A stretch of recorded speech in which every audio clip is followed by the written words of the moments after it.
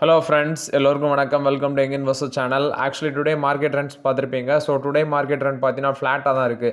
ஒரு நெகட்டிவ் போகுது, ஒரு பாசிட்டிவ் ட்ரெண்ட் வருது, அப்படி தான் இருக்குது நிஃப்டி அண்ட் சென்செக்ஸ். ஆனால் இப்போ பார்த்தீங்கன்னா நிஃப்டி ஒரு நெகட்டிவ் ட்ரெண்டில் போய்ட்டுருக்கு. 20,089 பாயிண்ட்ஸில் இருக்குது. ஒரு 1 பாயிண்ட்ஸ் நெகட்டிவில் இருக்குது. பட் சென்செக்ஸ் ஒரு 82 பாயிண்ட்ஸ் பாசிட்டிவில் இருக்குது. 82,282 பாயிண்ட்ஸில் ட்ரேட் ஆகுது.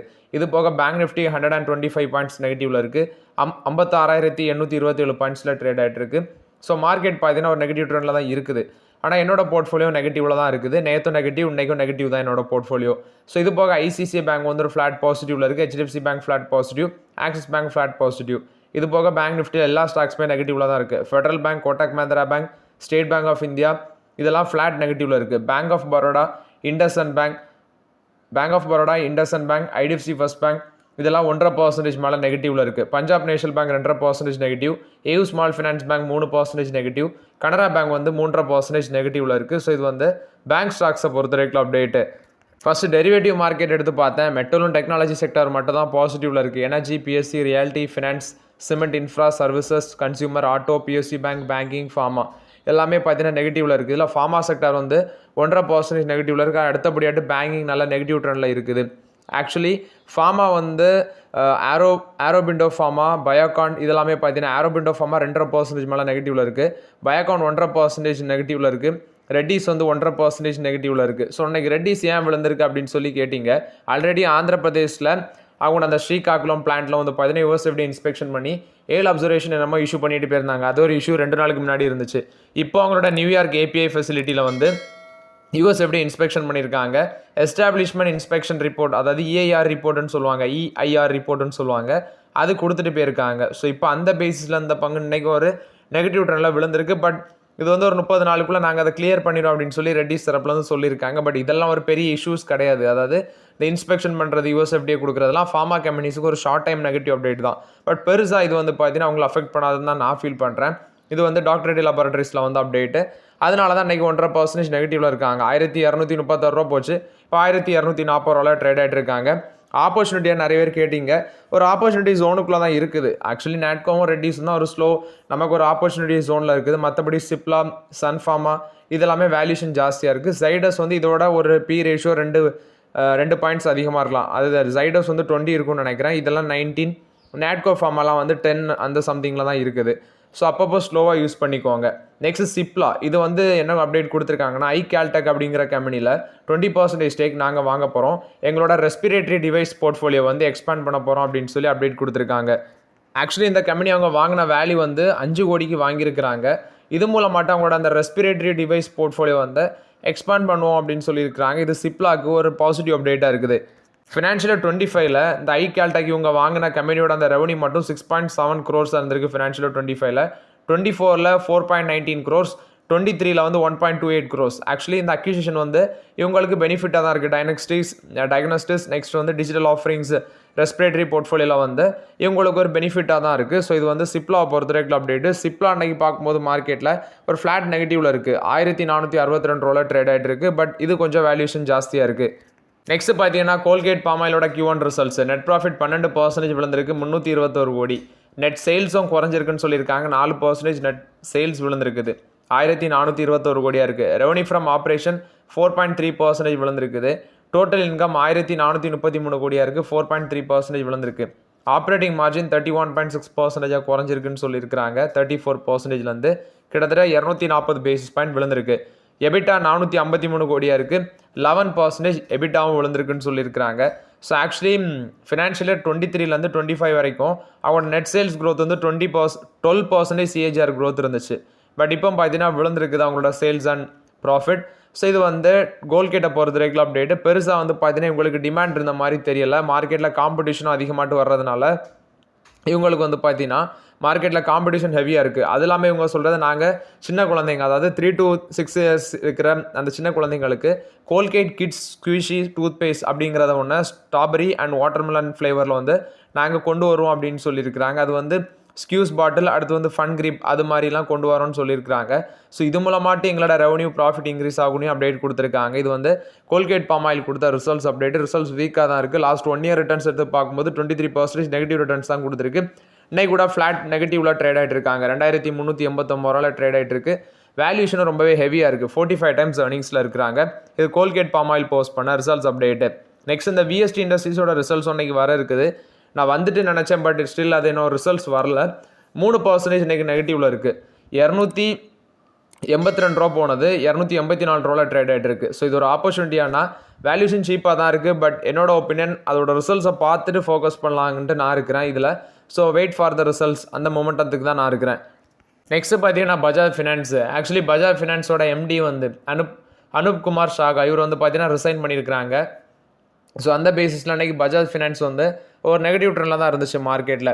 940 ரூபா போச்சு. இப்போ ஒரு ஃப்ளாட் பாசிட்டிவ் ட்ரெண்ட் மாறி இருக்காங்க. 952 ரூபாவில் ட்ரேட் ஆகுது. 940 போனது இப்போ 952ல் ட்ரேட் ஆகிட்டு இருக்கு. மார்கன் ஸ்டான்லி சொல்கிறது பஜாஜ் ஃபினான்ஸ்லேருந்து இவர் அனுப் குமார் சாகா வெளியே போகிறது ஒரு செட் பேக் அப்படின்னு சொல்லி மென்ஷன் பண்ணியிருக்காங்க. பட் பெருசாக இம்பாக்ட் ஆகாது. ஒருத்தர் போனால் இன்னொருத்தரை பார்த்தீங்கன்னா எம்டிஆர்ட்ட அப்பாயிண்ட் பண்ணிடுவாங்க. இப்போ ஒருத்தர் வெளியே போனால் கண்டிப்பாக இன்னொருத்தரை எம்டிஆர்ட்ட அப்பாயிண்ட் பண்ணிடுவாங்க. ஸோ இது வந்து பெரிய இஷ்யூவாக நான் பார்க்கல. இது ஒரு ஷார்ட் டேர்மில் மேபி ப்ரெஷரை கிரியேட் பண்ணலாம். பட் ஒரு லாங் டேர்மில் இது ஒரு பெரிய இஷ்யூவாக இருக்காது. பஜாஜ் ஃபினான்ஸில் எம்டி ரிசைன் பண்ணிட்டு போனாலும் அட் த சேம் டைம் வந்து ஜெஃப்ரிஸ் இதை வந்து டாப் என்பிஎஃப்சி அப்படின்னு சொல்லி மென்ஷன் பண்ணியிருக்காங்க. ஸோ அதுவும் அன்றைக்கி மேலே போகிறதுக்கு ஒரு முக்கிய ரீசனாக இருக்குது. பஜாஜ் ஃபினான்ஸில் பை ரேட்டிங் கொடுக்குறாங்க. 1044 ரூபா டார்கெட் ப்ரைஸ் சொல்கிறாங்க. ஆனால் சாகா வெளியே போனது பார்த்தீங்கன்னா அவரோட பர்சனல் ரீசன்னால தான் ரிசைன் பண்ணிட்டு போயிருக்காரு அப்படின்னு சொல்லி மென்ஷன் பண்ணியிருக்காங்க. ஸோ இது வந்து பஜாஜ் ஃபினான்ஸை பொறுத்த வரைக்கும் அப்டேட்டு. டாடா பவர் ஒரு நெகட்டிவ் ட்ரெண்டில் இருந்துச்சு, ஃப்ளாட் நெகட்டிவில். ரீசன் பார்க்கும்போது அவங்களோட கோல் பேஸ் பவர் பிளான்ட்ஸ் வந்து முந்திரா பிளான்ட் ஒன்று இருக்குது. ஸோ அந்த பிளான்ட்டை வந்து பார்த்தீங்கன்னா இப்போ ஷட் டவுன் பண்ணுறாங்க. ஆக்சுவலி இது வந்து ஷட் டவுன் ஆனதுனால ஃபினான்ஷியல் 23லேருந்து 5 to 8% வரைக்கும் எங்களோட ப்ராஃபிட் ஆஃப்டர் டேக்ஸில் இம்பாக்ட் பண்ணியிருக்குது. ஸோ இது வந்து செல் மாடியூல், ரூஃப் டாப் எக்ஸ்டிக்யூஷன் இதெல்லாமே இந்த இதில் பண்ணிட்டு இருக்கிறாங்க. ஸோ 1.5 months அந்த ரேஞ்சில் பார்த்தீங்கன்னா இது வந்து ஷட் டவுனில் இருக்கும் அப்படின்னு சொல்லியிருக்கிறாங்க. இது டாடா பவரை பொறுத்த வரைக்கும் அப்டேட்டு. இது வந்து 1 to 1.5 month அந்த லெஸ் தேன் அதில் தான் ஷட் டவுனில் இருக்குன்னு சொல்கிறாங்க. அது இல்லாமல் ஜெயம் ஃபைனான்ஷியல் அப்டேட் கொடுக்குறது.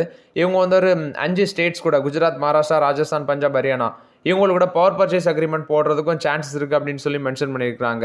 இது டாடா பவரை பொறுத்த வரைக்கும் அப்டேட்டு. ஸ்டில் இதோட வேல்யூஷன் பார்த்தீங்கன்னா ஹெவியாக தான் இருக்குது. பிஎன்பி ஹவுசிங் ஃபினான்ஸ் ஆக்சுவலி இவங்களோட ரிசல்ட்ஸ் வந்துருக்குது. 23% பார்த்தீங்கன்னா ப்ராஃபிட் இன்க்ரீஸ் ஆயிருக்கு அப்படின்னு சொல்லியிருக்காங்க. 534 கோடியாக இருக்குது.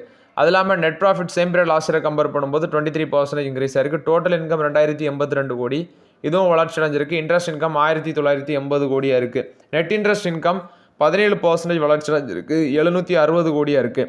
நெட் இன்ட்ரெஸ்ட் மார்ஜின் 3.75% இருக்குது. இதுவும் ப்ரீவியஸ் இயரை கம்பேர் பண்ணும்போது இன்க்ரீஸ் ஆயிருக்கு.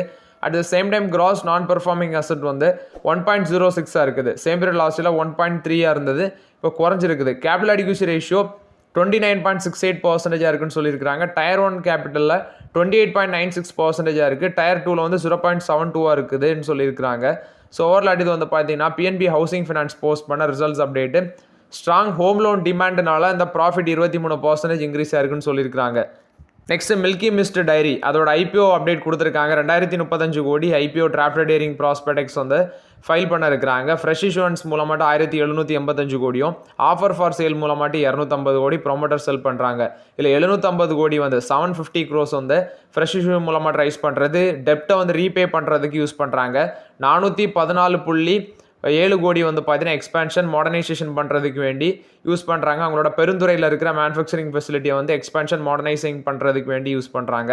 ஸோ இது வந்து மில்கி மிஸ்ட் டைரி கொடுத்த அப்டேட்டு. நெக்ஸ்ட் பார்த்தீங்கன்னா வோடாஃபோன் ஐடியா. ஆக்சுவலி இந்த ஸ்டாக்கோட ப்ரைஸ் வந்து 7 ரூபா 38 காசு போனது, இப்போ 7 ரூபா 41 காசில் இருக்குது. 3% நெகட்டிவ் ட்ரெண்டில் தான் நைட் ட்ரேட் ஆகிட்டு இருக்குது. இதில் ஒரு அப்டேட் வந்துருக்குது. ரீட்டைல் இன்வெஸ்டர்ஸ் பார்த்தீங்கன்னா 1 lakh ரீட்டைல் இன்வெஸ்டர்ஸ் அடிஷ்னல் ஆட்டு இந்த ஷேரை வாங்கியிருக்கிறாங்க ஜூன் குவார்ட்டர்லேருந்து. ஆக்சுவலி ப்ரீவியஸ் குவார்ட்டர், அதாவது மார்ச் குவார்ட்டரில் 59.06 lakh ஷேர் ஹோல்டர்ஸாக இருந்த ரீட்டைல் ஹோல்டிங்ஸு இப்போ 60.24 lakh ரீட்டைல் ஷேர் ஹோல்டர்ஸாட்டு மாறி இருக்கிறாங்க. மியூச்சுவல் ஃபண்ட்ஸ் 3.88% ஸ்டேக்கை குறைச்சிருக்காங்க. மார்ச் குவார்ட்டரை கம்பேர் பண்ணும்போது மியூச்சுவல் ஃபண்ட்ஸ் ஸ்டேக்கை குறைச்சிருக்காங்க. பாரிங் போர்ட்ஃபோலியோ இன்வெஸ்டர்ஸ் வந்து ஜூனில் 5.98% குறைச்சிட்டாங்க. அதாவது மார்ச்சில் 10.11% இருந்தது, இப்போ 5.98% குறைஞ்சிருக்குது. ரீட்டைல் இன்வெஸ்டர்ஸ் ரொம்பவே கேர்ஃபுல்லாக இருக்கணும். ரொம்பவே ரிஸ்க் இருக்குது இந்த கம்பெனியில். பட் ரீட்டைல் இன்வெஸ்டர்ஸ் பார்த்தீங்கன்னா 1 லட்சம் ரீட்டைல் ஷேர் ஹோல்டர்ஸ் அடிஷ்னலாட்டு ஜூன் குவார்ட்டரில் வாங்கியிருக்காங்க. ஆஃப்கான் இன்ஃப்ராஸ்ட்ரக்சர் இன்றைக்கி மேலே போயிருந்துச்சு. அவங்களுக்கு ஒரு 6800 கோடி கான்ட்ராக்ட்டு கொரட்டியன் ரயில்வே ரீகன்ஸ்ட்ரக்ஷன் கான்ட்ராக்ட் கிடச்சிருக்குன்னு சொல்லியிருக்காங்க. ஸோ இது ஆஃப்கான் இன்ஃப்ராஸ்ட்ரக்சரை பொறுத்த வரைக்கும் அப்டேட்டு. நெக்ஸ்ட் தனலட்சுமி பேங்கோட ரிசல்ட்ஸ் வந்துருந்துச்சு. ப்ராஃபிட் ஒரு 12.18 crores பண்ணியிருக்காங்க. அதாவது 12.18 கோடி ப்ராஃபிட் பண்ணியிருக்காங்க. ப்ரீவியஸ் இயரில் 8 கோடி லாஸ்ட்டில் இருந்தது, இப்போ ப்ராஃபிட்டுக்கு மாறி இருக்கிறாங்க. At the same time net interest income 39.3% increase ஆயிருக்கு 139 கோடி. கிராஸ் என்பிஏ பார்த்தீங்கன்னா குவார்டர் ஆன் குவார்டர் பேசிஸில் இன்க்ரீஸ் ஆயிருக்கு. கிராஸ் என்பிஏ வந்து 3.22% இருக்குது. முந்தின குவார்ட்டரில் 2.98 இருந்துச்சு. நெட் என்பிஏ 1.13% இருக்குது. முந்தின குவார்ட்டரில் 0.99% இருந்துச்சு. ஸோ அசட் குவாலிட்டி வீக்காக இருக்குது. ப்ராஃபிட் மட்டும் ஒரு 12% இன்க்ரீஸ் ஆயிருக்குன்னு சொல்கிறாங்க. இன்றைக்கி ஒரு ஃப்ளாட் பாசிட்டிவ் ட்ரெண்டில் இருக்குது. 30 ரூபா 80 காசு போனது இப்போ 29 ரூபா 40 காசில் ட்ரேட் ஆகிட்டு இருக்குது. இது தனலட்சுமி பேங்கை பொறுத்த ரெகுலர் ரிசல்ட்ஸ் அப்டேட்டு. நெக்ஸ்ட் பார்த்தீங்கன்னா இவங்க எஸ்பிஐ வந்து 20,000 கோடி QIP மூலமாட்டு ஃபண்ட் ரைஸ் பண்ணுறாங்க. ஸோ அந்த QIP மூலமாட்டு ஃபண்ட் ரைஸ் பண்ணுறதுல majority of the share holdings பார்த்தீங்கன்னா இவங்க LICக்கு தான் போகுது அப்படின்னு சொல்லி அப்டேட் கொடுத்துருக்காங்க. 817 ரூபா ஷேரு பர் ஷேர் வந்து 817 ரூபா. 30.59 crores வந்து பார்த்தீங்கன்னா 30.59 crore ஷேர் வந்து இஷ்யூ பண்ணுறாங்க. ஸோ டோட்டல் வேல்யூ 20,000 கோடி ரைஸ் பண்ணுறாங்க. ஹீரோ மோட்டார் கப்புக்கு வந்து இந்த PLI இன்சென்டிவ் ஸ்கீம் அந்த ஆட்டோ ஸ்கீமில் வந்து இவங்களுக்கு அப்ரூவல் கிடச்சிருக்கு ஃபண்டு கிடைக்கிறதுக்கு. ஸோ அதில் மட்டுமே அந்த ஸ்கீமில் மட்டுமே 20,938 கோடி இவங்களுக்கு மட்டும் இல்லை, டோட்டல் அந்த ஆட்டோ ஸ்கீமில் அவ்வளோ வரும். இவங்களோட விடா V2 ப்ரோ எலக்ட்ரிக் ஸ்கூட்டர்ஸுக்கு வந்து 15 அப்ரூவல் கிடச்சிருக்குன்னு சொல்லியிருக்காங்க. இது ஹீரோ மோட்டார் கப்புக்கு ஒரு பாசிட்டிவ் அப்டேட்டு. டாடா கேபிட்டலோட வேல்யூஷன் வந்து 1.38 ட்ரில்லியனை டச் பண்ணியிருக்குது அவங்களோட ரைட்ஸ் இஷ்யூக்கு அப்புறம். ஸோ மார்ச்சில் மட்டுமே ஷேர் வந்து 22% மேலே போயிருக்குன்னு சொல்லியிருக்காங்க. இது டாடா கேபிட்டலை பொறுத்த வரைக்கும் அப்டேட்டு. IPO வரட்டும், IPOவில் நம்ம பார்த்துக்கலாம். ஏன்னா மார்ச்சில் 281 ரூபா பெர் ஷேர் இருந்தது, இப்போ 343 ரூபாவில் ட்ரேட் ஆகிட்டு இருக்கு. ஸோ இது வந்து டாடா கேபிட்டலை பொறுத்த வரைக்கும் அப்டேட்டு. எட்டர்னல் இந்த ஷேர் ஹோல்டர்ஸ் பார்த்தீங்கன்னா அன்றைக்கி எட்டர்னலோட ஷேர் ஹோல்டர்ஸ் வந்து 40,000 கோடி அளவுக்கு ரிச்சராக இருக்காங்க 2 நாளில். ஏன்னா அந்த ஸ்டாக் வந்து Q1 ரிசல்ட்ஸுக்கு அப்புறம், அதாவது இந்த Zomato ரிசல்ட்ஸுக்கு அப்புறம் ஒரு நல்ல பாசிட்டிவ் ட்ரெண்டில் தான் மூவிட்டு இருக்கு இன்னைக்கு கூட. ஸோ அந்த 2 நாளில் இந்த ஸ்டாக் வந்து பார்த்தீங்கன்னா 40,000 கோடி அளவுக்கு இன்வெஸ்டர்ஸை ரிச் பண்ணி விட்டுருக்கு அப்படின்னு சொல்கிறாங்க. இது எட்டர்னலை பொறுத்த வரைக்கும் அப்டேட். எட்டர்னல் முன்னாடி வந்து Zomatoன்னு சொன்னாங்க, இப்போ எட்டர்னல்னு சொல்கிறாங்க. கோட்டக் மஹிந்திரா கேபிட்டல் வந்து IPO வர போகிறதாட்டு சொல்லியிருக்காங்க. $30 பில்லியன் அளவுக்கு பார்த்தீங்கன்னா ரைஸ் பண்ண போகிறாங்க 12 monthsலன்னு சொல்லியிருக்காங்க. இது வந்து கோட்டக் மஹிந்திரா கேபிட்டல் கொடுத்த அப்டேட்டு. Next monarch surveyors. இந்த IPO பற்றி நிறைய பேர் கேட்டிங்க. நான் இது செக் பண்ணி பார்த்தேன். இதோட வேல்யூஷன் ரொம்பவே வேல்யூஷன் சொல்லலை, அதோட மினிமம் இன்வெஸ்ட்மெண்ட் அமௌண்ட் வந்து 2,84,400 இருக்குது. என்கிட்ட அவ்வளோ காசு இல்லை இப்போ உடனே போட்டு அப்ளை பண்ணுறதுக்கு. அதோட பிட்டிங் ப்ரைஸ் ரேஞ்சு 237 250 ரூபா இருக்குது. ஒரு லாட்டில் 600 ஷேர் வச்சுருக்கிறாங்க. ஸோ இன்வெஸ்டர்ஸ் டைப் வந்து HNI மென்ஷனாக இருக்குது. இதில் அப்ளை பண்ணணும்னா உங்களுக்கு அவ்வளோ அமௌண்ட் வேணும், 2,84,000 மேலே இருந்தால் தான் அப்ளை பண்ண முடியும். இது வந்து நான் உள்ளே இன்னும் செக் பண்ணல, அதோட ஃபினான்ஷியல் ஸ்டேட்மெண்ட்லாம் எதுவும் எடுத்து பார்க்கல. ஆனால் இதில் பெரிய பிளேயர்ஸ் வந்து அமௌண்ட்டை போட்டிருக்காங்க. For example Morgan Stanley, RTAF இவங்கெல்லாம் பார்த்தீங்கன்னா ஒரு 26.53 crore ஒர்த் ஆஃப் ஷேர் வந்து ஆங்கர் புக் மூலமாட்டு வாங்கியிருக்கிறதாட்டு சொல்லியிருக்காங்க. ஸோ அதனால் மேபி இவங்களே வாங்கியிருக்கும் போது நல்ல கம்பெனியாக இருக்கும்னு நினைக்கிறேன். பட் நான் இதில் அப்ளை பண்ணலை. பட் என்கிட்ட அவ்வளோ காசும் கிடையாது. ஆனால் நீங்கள் பண்ணுறேன்னு நிறைய பேர் கேட்டிங்க. இது எக்ஸாக்டாக என்னால் சொல்ல முடியாது, இது பெட்டராக இருக்கும் லிஸ்டிங்னு கிடைக்கும்லாம் சொல்ல முடியாது. பட் இவங்கெல்லாம் ப்ளே பண்ணுறாங்க, மேபி நல்ல கம்பெனியாக இருக்கும்னு நினைக்கிறேன். நெக்ஸ்ட் பார்த்தீங்கன்னா SBI வந்து ரிலையன்ஸ் கம்யூனிகேஷன், அதாவது அனில் அம்பானி ப்ரொமோட்டராக இருக்கிற அந்த ரிலையன்ஸ் கம்யூனிகேஷனை வந்து ஃப்ராடுன்னு சொல்லி மென்ஷன் பண்ணியிருக்கிறாங்க. ஆக்சுவலி பார்த்தீங்கன்னா இவங்கள ஃப்ராடுன்னு வந்து ஏதோ 2 வாரத்துக்கு முன்னாடி தான் இவங்க கனரா பேங்க் சொன்னாங்கன்னு நினைக்கிறேன். அதுக்கு முன்னாடி இது ஒரு பேங்க் சொன்னாங்க. ஸோ வாரத்துக்கு ஒருக்கா ஒரு பேங்க் வந்து ஃப்ராடுன்னு சொல்கிறாங்க. அதே டைம் வந்து பார்த்தீங்கன்னா பல்ட்டியும் அடிக்கிறாங்க. நாங்கள் அப்படி சொல்லலை, அதை வந்து வித்ரா பண்ணுறோன்னு சொல்லியிருக்கிறாங்க. இது வந்து ரிலையன்ஸ் கம்யூனிகேஷனில் வந்து update. So okay friends, actually இந்த வீடியோவில் சில இம்பார்ட்டன்ட் அப்டேட்ஸ் எல்லாம் டிஸ்கஸ் பண்ணோம். அந்த வீடியோ உங்களுக்கு பயனுள்ளதாக இருக்கும்னு நினைக்கிறேன். பயனுள்ளதாக இருந்துச்சுன்னா லைக் பண்ணுங்கள், சப்ஸ்கிரைப் பண்ணுங்கள், கமெண்ட் பண்ணுங்கள். Okay friends, thank you.